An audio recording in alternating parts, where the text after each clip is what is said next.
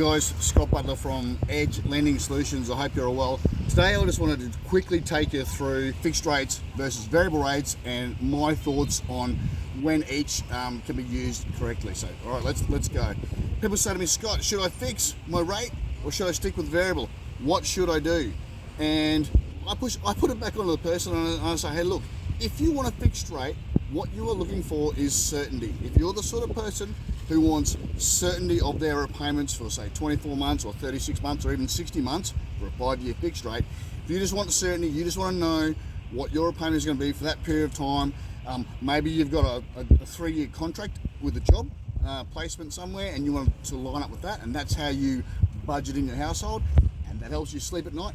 That makes a lot of sense. You know, if you just are scared about the environment and the rates are heading up, and even though fixed rates generally are higher than a variable rate, but you just want to have that certainty that know that if something happens and rates keep going up, you know, exponentially, that you've already budgeted for your set repayment for a period of time, 2 years or 3 years, and that helps you sleep at night, then that's why you should really take a fixed rate. If you think that you're going to somehow beat the bank at pricing, beat the bank at making having them make a little bit less profit, well, there's a couple of things there.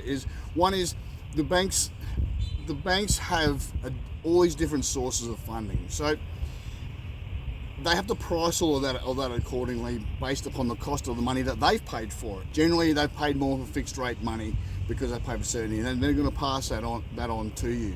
But also, they've got floors and floors and floors of propeller heads, super geeky, intelligent people who just sit there, you know, looking at economics and trying to work out, you know, little bits of pricing on money to then price accordingly into the retail market, which is you and I, the fixed rate that you are going to pay on your home loan. If you think that somehow that we're going to beat them by us doing some calculations and feeling the economy and which way the wind's blowing, I think that if we do it, it's a bit of luck.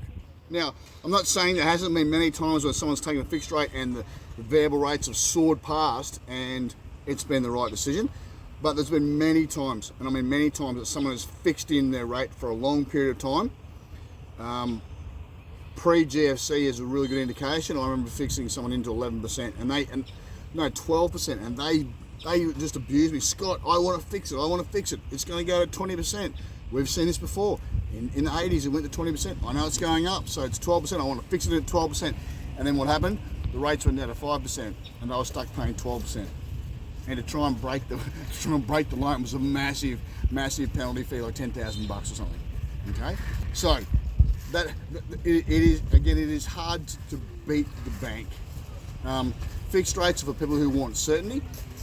Variable rates are for people who can handle a bit of uncertainty in pricing but want the flexibility, want to make extra payments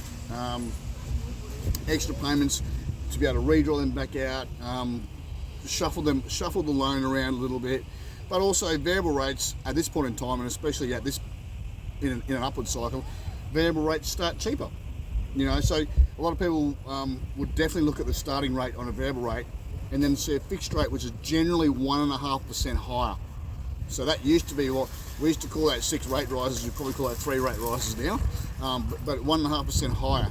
So the variable rate looks way more attractive. Like maybe this is 5%, maybe this is 6.5%. It's kind of probably where it sits.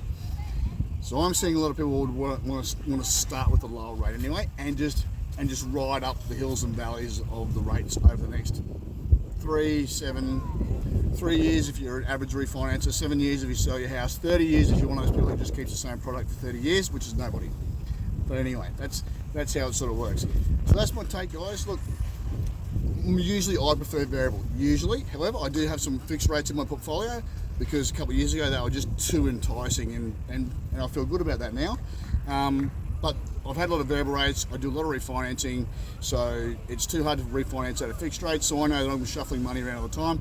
Variable rates suit me and my situation, and I'm prepared to be able to sleep at night with, you know, and ride the wave of up and down on the overnight cash rate, and then therefore the rate that the bank is going to charge me for my interest. All right, that's enough, guys. Look, it's not a one suits all. It's everything suits, you know, someone a little bit differently, and it's just a good discussion to talk about what's our strategy for the next 3 or 4 years in lending, and does it make sense. All right, that's enough. I will talk to you guys later on. Remember, life is a family sport. Give yours an edge. See ya.